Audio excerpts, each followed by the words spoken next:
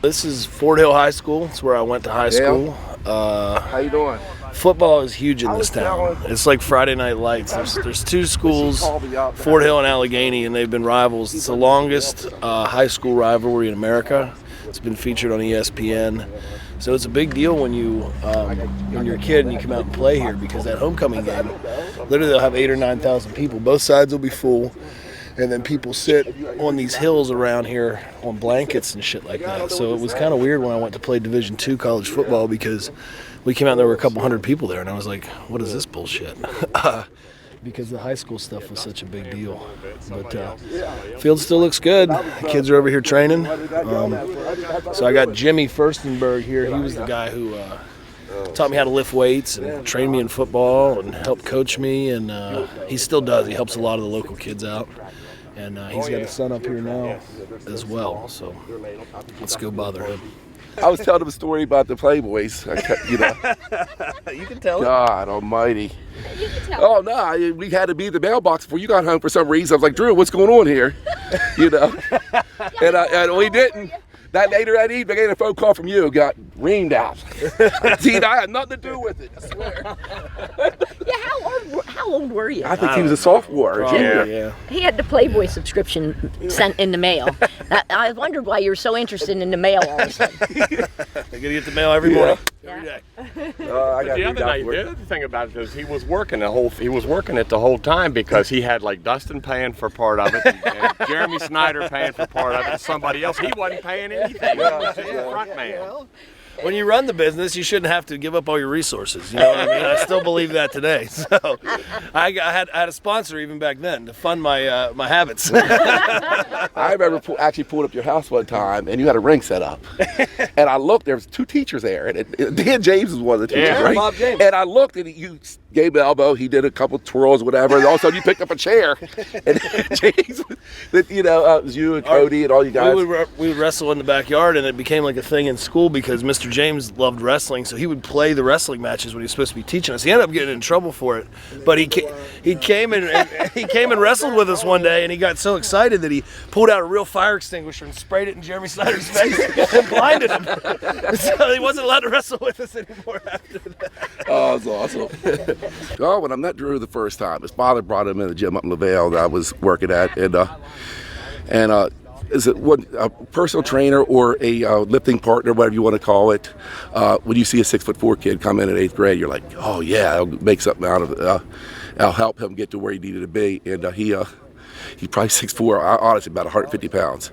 He's very skinny, and his goal was for his parents is get him ready for football. You knew about a month into it, he wasn't going to be, about 2-3 months into it, when he was giving people fake elbows and wanting to wrestle with them all the time, you knew the football wasn't his thing, it was going to be wrestling. That's all he ever talked about.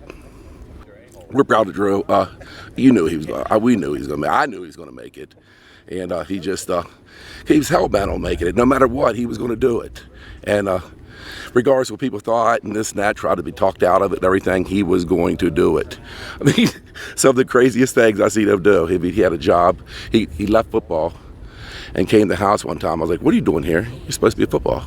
And I don't think he told his parents yet. And then basically he had to end up getting a job. And he worked at a local place here called Southern States. And he had his work uniform. He showed up at my house one time at 7:30, but it's supposed to be at work. And I think he did this for about a week or two because he thought his parents would never know if he wasn't at work. He's at my house the whole time. It was 3 o'clock, I get home from work. All right, he's about out. Let's go to the gym,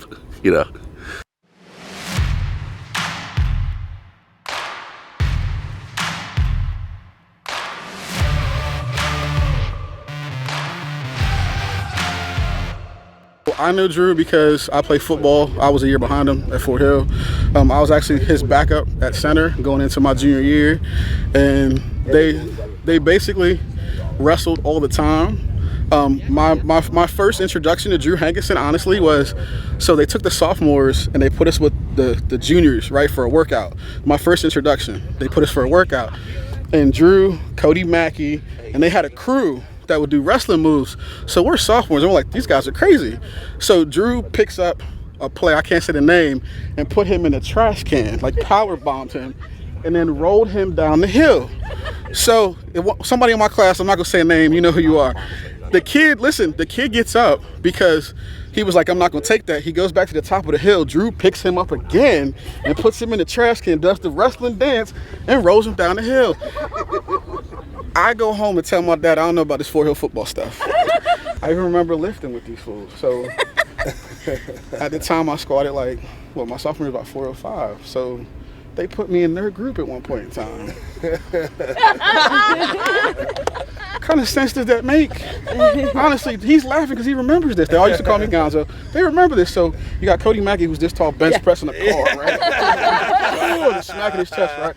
And then squat day, they love this. So Drew and them were like, smack, yeah, and there's dust, LeBron dust flying everywhere. I'm like, I'm a scientist. I am. I do research for a living. I knew I wanted to be a scientist since I was this tall. I did not want to be associated with that craziness. This is 100% facts. You can ask them, they'll tell you this. So they're bumping chests and stuff, and Drew put on, it looked like every plate in the weight room, and he's like, duh! And I'm like, I looked at Todd, I said, please, man, this ain't gonna work. This ain't gonna work. It was fun with those guys, though. We had A crazy class. Cliff was the only one who got kind of picked on though, because he would instigate it every day. He had the biggest balls ever. And then one day we're out here and I wasn't part of it. I was over here doing something else, and Cody goes, "Hey, do you think I could pile drive him and he'd be okay?" And I go, "I don't know." And he just picks him up and goes, bam! And Cliff was knocked out, and I was like, we should, let's go.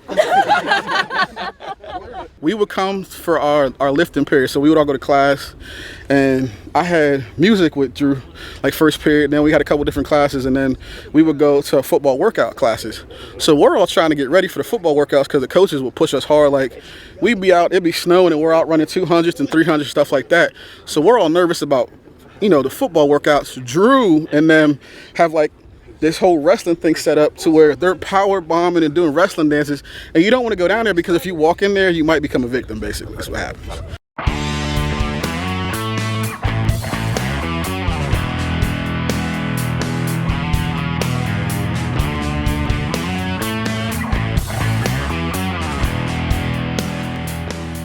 I quit, and they told me I had a week to think about it. So of course I didn't go to class or do anything productive. I just celebrated all week, and then I went back in for my meeting to confirm that I was going to quit. And I was very happy about that too, for standing up for myself. And then I had to call him, and he was not very happy about it. But he did take me and got me business cards made and said, if you're going to do this, you have to actually do it now because you quit school, you idiot. So, but then they were supportive, and luckily it all worked out. I would have looked like a real idiot. Well, I said, look, there's too many people that have these kind of dreams that end up living in their parents' basement or something. Right. And at the time, we had a really shitty basement, so I didn't want him living there. And I said, you need to approach this as a professional and figure out how to do this and make it work for you. And then I guess the other thing that ties into that is when you were in New Jersey that time we met in Frederick.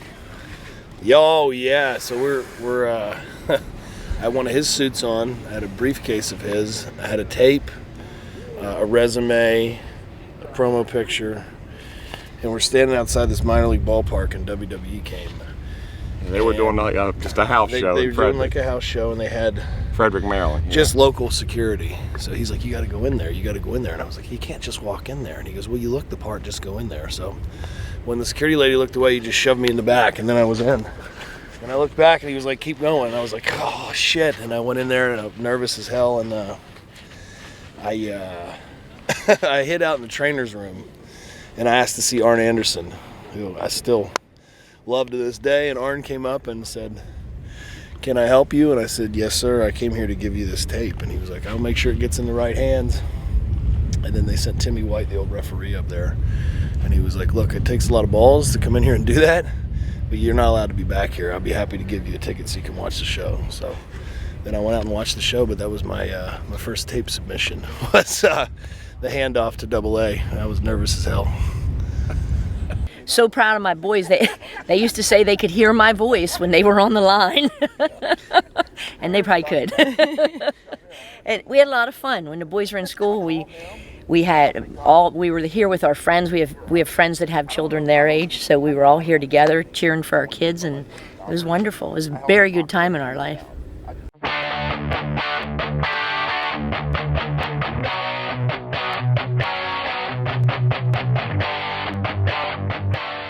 This is pretty cool. I like seeing him around, and then people recognize him, even just all around Cumberland, for them to, he's driving and people are waving at him, and I'm like, who's that? He's like, oh, so-and-so. We went to Walmart, he ran into somebody. So he's pretty popular here. So it's cool to see his high school. Yeah. It's cool to see that kind of history, because I wasn't a part of that part of his life. He and his, my husband and I both graduated from here as well. We dated here our senior year. We dated, so there's a lot of memories here. Yeah, it's awesome. It's pretty neat. I was really proud of him just because he made himself into something. It was obviously he wanted to be a wrestler, but for him the vehicle to do that was to get really good at football and get bulked up playing football, and then that would lead him into wrestling. But you know, this kid was, I'm sorry, but he was born with zero athletic ability when he was a little kid. He was uncoordinated. Of course, we were big for our ages when we were little, so tended to be uncoordinated. You know, I remember he played Little League baseball. I think he was about 0 for Little League, but except one day. Yeah, one day. One day it was 4 One for day 4. was But 4 for anyway, 4. he made himself into something as a football player. He was All-State his senior year. I mean, this kid could play. He was the youngest kid in his class, and I think if he had another year, and we looked at that, we talked about sending him to a prep school for a year.